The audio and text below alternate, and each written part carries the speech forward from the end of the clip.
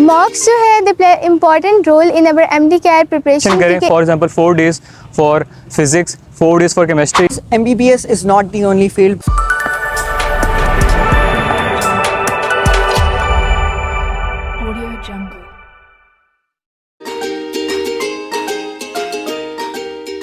पहला क्वेश्चन ये आया कि full book versus only MCAT syllabus. इसका मैं यही सजेस्ट करूँगी कि जो आपने सबसे पहले प्रायोरिटाइज़ करना है अपने MCAT के सिलेबस को। अगर आप उसको छोड़कर पूरी बुक करना स्टार्ट कर देंगे, टाइम भी वेस्ट होगा। इसके अलावा जो है वो उस तरह से ग्रिप नहीं आएगी जितना जो सेलेक्टिव सिलेबस PMC ने दिया हुआ है उसको अच्छे तरीके से कर सकें। तो उसको आपने पहले पे रखना है MCAT के सिलेबस के। जब वो अच्छी तरह से हो जाए, प्रैक्टिस उसकी मैक्सिमम हो जाए, तो उसके बाद जो अगर आप पास पेपर सॉल्व करें उसमें जो आउट ऑफ सिलेबस जो कुछ MCQ है उन टॉपिक्स को सिर्फ एक दफ़ा गो थ्रू कर लेना है, वरना बाकी जो है PMC का जो सिलेबस है इसी से जो है मैक्सिमम आपका कवर हो जाएगा। आई विल सजेस्ट कि अगर आप FSC इम्प्रूव करना भी चाह रहे हैं तो कर लें। अगर गैप ईयर लेने से तो ये लाइक बेहतर है कि आप साथ साथ FSC को भी इम्प्रूव कर लें। और FSC के उन सब्जेक्ट्स को जो आपने MCAT में भी प्रिपेयर करने हैं, जैसे फ़िज़िक्स, केमिस्ट्री, बायो, इनको अगर आप दे देते हैं सेकंड एनुअल में और साथ इन्हीं की MCAT भी प्रिपरेशन करे होंगे तो इस तरह नुकसान भी नहीं होगा और जो है रिवीजन भी इसकी दोबारा मैक्सिमम हो जाएगी। मॉक्स जो है they play important role in our MD-CAT preparation, क्योंकि इसी बेस पर जो है वो डिफरेंस आ रहा होता है। जितना MCQ बैंक जो है वो इंक्रीज़ होता जाता है उतना जो है आपका स्कोर भी उस लिहाज से बढ़ता जाता है। जितनी MCQ की प्रैक्टिस ज़्यादा होगी उतना जो है वो स्कोर भी आपका उसमें भी काफ़ी फ़र्क पड़ेगा। अगर मॉक्स को करने का तरीका यही होता है कि अगर आप कोई मॉक टेस्ट अटैम्प्ट करें तो साथ ही उसका जो टाइम है वो टाइमर जो है वो टाइमर लगा लें, वही सेम इन्वायरमेंट हो, वही बबल शीट हो।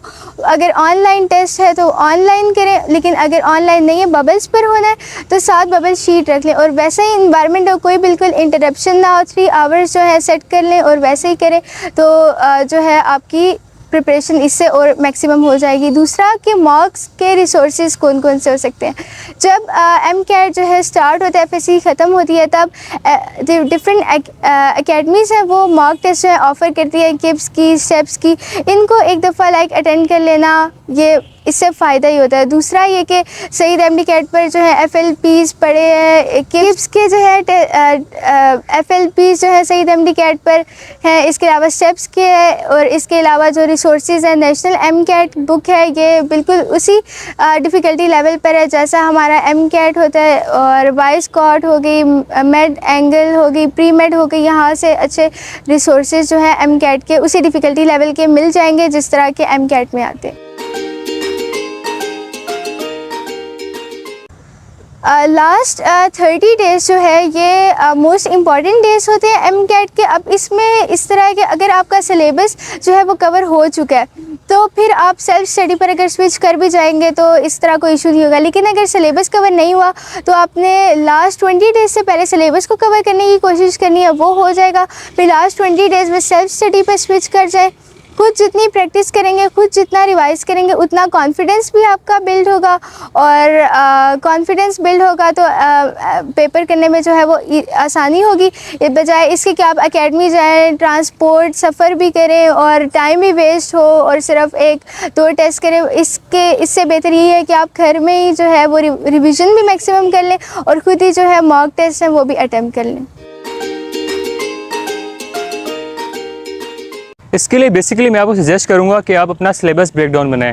फॉर एग्जांपल आप डेज की डिस्ट्रीब्यूशन करें। For example 4 days for physics, 4 days for chemistry, 7 दिन आप बायोलॉजी को दे दें और एट द एंड ना हमेशा 6 दिन कम से कम एग्ज़ाम से पहले स्पेयर कीजिएगा। वो इसलिए कीजिएगा कि एट द लास्ट मोमेंट आप 1 दिन फिज़िक्स, 1 दिन केमिस्ट्री और 3 दिन बायोलॉजी के लिए रखिएगा ताकि आप सारा कुछ 1 दिन और रिवाइज़ कर सकें। फॉर एग्जांपल कुछ फिज़िक्स से फार्मूलाज होते हैं, केमिस्ट्री के संग चीज़ें वगैरह होती हैं जो एट द एंड आपको हर मोमेंट पे रिवाइज़ करनी होती है। जब आप आखिरी चीज़ें फ़िज़िक्स के 1 दिन में सारा कुछ फार्मूलाज वगैरह, केमिस्ट्री की चीज़ें एग्ज़ाम से 3-4 दिन पहले जब रिवाइज़ करेंगे ना, at the day of test आप कॉन्फिडेंट होंगे यार कि मैंने रिसेंटली सब कुछ रिवाइज़ किया हुआ है, कोई परेशानी नहीं होगी, इस तरह की एंजाइटी वगैरह नहीं होगी। शहीद जुल्फ़िकार का टेस्ट आसान होगा या मुश्किल होगा? लिटरली हम ये अभी कुछ भी नहीं कह सकते, because it depends on the marks कि शहीद जुल्फ़िकार के मार्क्स कैसे आते हैं और यूएचएस से मार्क्स कैसे आते हैं। लास्ट ईयर शहीद जुल्फ़िकार का कंपैरेटिवली आसान था, इसलिए यहाँ पे मार्क्स ज़्यादा है। इस साल क्या होगा कुछ भी नहीं कह सकते। हम ये नहीं कह सकते कि शहीद जुल्फ़िकार का हमेशा आसान होता है और यूएचएस का मुश्किल होता है, कुछ भी नहीं कह सकते। जब टेस्ट होगा, मार्क्स आएंगे, तभी डिपेंड होगा कि किसका मेरिट आसान, किसका मेरिट ज़्यादा होगा, किसका मेरिट कम होगा। इंटरव्यूज़ सारी आई गेस प्राइवेट यूनिवर्सिटीज़ वगैरह होती हैं, उनमें होते हैं। पब्लिक सेक्टर यूनिवर्सिटीज़ में ऐसे इंटरव्यू वगैरह नहीं होते, तो क्या नाम है, इंटरव्यू वगैरह पब्लिक सेक्टर में नहीं होते, उसको परेशान होने की ज़रूरत नहीं है कि पब्लिक सेक्टर में इंटरव्यूज़ होते हैं। प्राइवेट सेक्टर में इंटरव्यूज़ होते हैं, आगा खान वगैरह, शिफा वगैरह में, तो आप उसके लिए तैयारी कर लें, वरना पब्लिक सेक्टर में इंटरव्यूज़ नहीं होते।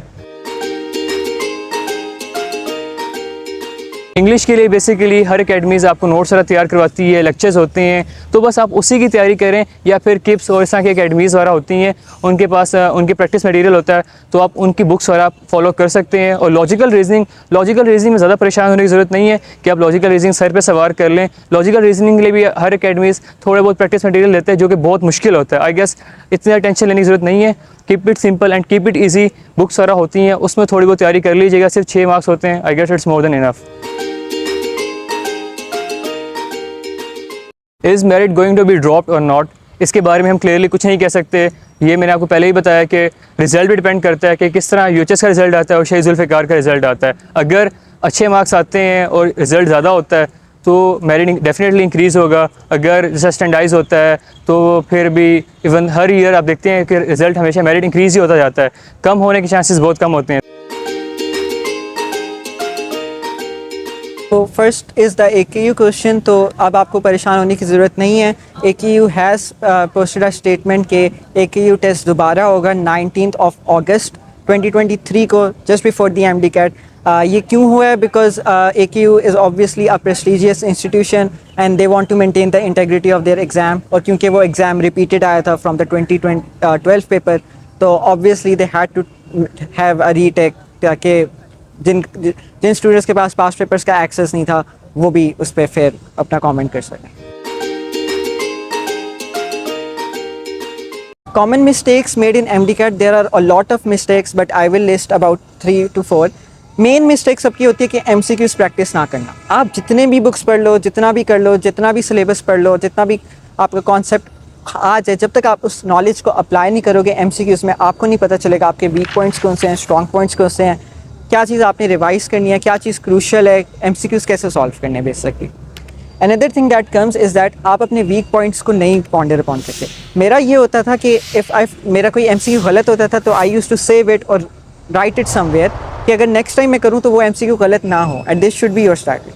नेक्स्ट इज़ टाइम मैनेजमेंट और टाइम टेबल। आपका एक प्रॉपर टाइम टेबल होना इज़ बहुत ज़रूरी है टाइम टेबल, क्योंकि टाइम टेबल आपको एक प्रॉपर गोल पे ले जाती है। आप टाइम टेबल इस तरह डिवाइड कर लो कि आपका डेली का एक गोल हो। फॉर एग्जांपल आज मैंने 1000 MCQs करने हैं और मैंने किसी भी तरह 1000 करने हैं, चाहे बेशक मुझे 5 घंटे लगे, 10 घंटे लगे। तो एक गोल आपका बने तो आपका एक प्रॉपर सी रूटीन बन जाती है। एक और चीज़ वो आती है मॉक्स ना प्रैक्टिस करना। Mocks are very necessary. अगर आप मॉक्स नहीं प्रैक्टिस करोगे तो आपको एक एग्ज़ाम इन्वायरमेंट नहीं क्रिएट होगी। एंड मेक श्योर कि आप मॉक्स ऑनेस्टली के साथ करो, अकेडमी में क्वेश्चंस वगैरह एक दूसरे से पूछो ना। अब बहुत सारे ए लेवल्स वाले स्टूडेंट्स ये क्वेश्चन पूछते हैं कि इक्विवेलेंसी का क्या मैटर है और बेसिकली गवर्नमेंट इंस्टीट्यूट्स में वो आ सकते हैं। The answer is yes, they can come into the government institutions. Basically ये होता है कि आपके फॉर एग्जांपल अगर ओ लेवल्स में A स्टार्स, सब सब्जेक्ट्स में A स्टार्स हैं और A लेवल्स में भी हर सब्जेक्ट्स में A स्टार्स हैं, तो आपके 1100 में से 1000 मार्क्स लगेंगे, विच इज़ रियली लो। ठीक है, स्पेशली क्योंकि आप मेरिट इतना बढ़ा हुआ है।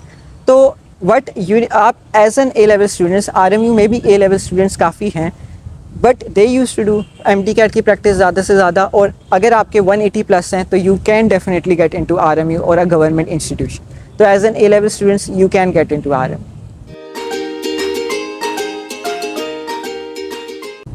फील्ड बल्कि अब तो इतनी ज़्यादा फील्ड्स आ गई हैं कि I can not name all होते हैं। अब अगर पाकिस्तान की बात करें तो वी हैव कंप्यूटर साइंस, जो कि नर्स, फास्ट एंड सबसे आप कर भी सकते हो प्री मेडिकल होने के बावजूद। वी हैव डाटा साइंस, जो कि बहुत इमर्जिंग फील्ड है। We have veterinary medicine, physiotherapy, nursing, आपके पास रेडियोलॉजी, बी एस साइकोलॉजी, हमारे पास बहुत ज़्यादा फील्ड्स आ गई हैं. So you do not need to be worried अगर आपका एमडी कैट नहीं होता. And if you have some other, dentistry is also a very important profession जिसके एमडी कैट एमबीबीएस से भी ज़्यादा आजकल पाकिस्तान में स्कोप हुआ है. Are paid sites effective or not? The answer is to an extent. कुछ sites होती हैं जो बहुत effective होती हैं, कुछ are not really worth it. Effective sites में pre-med comes जो कि मैंने use किया था and I would recommend it. But paid sites are effective if you use it efficiently. आप ऐसा resource use करो जो आपको help करे. अगर आप ऐसा resource उसकी कोई ऐसी चीज़ buy कर रहे हो या ऐसी चीज़ ले रहे हो जिसका आपको फ़ायदा नहीं हो रहा, आप use नहीं कर रहे तो it's not worth it. अगर आप एक मैंने pre-made personally I would recommend it because pre-made obviously online resource है, तो आप ऑन द गो गाड़ी में या कहीं भी आप उसको यूज़ कर सकते हो. That was better than books in my opinion. तो that paid sites were effective for me, but it's a different thing for everyone else.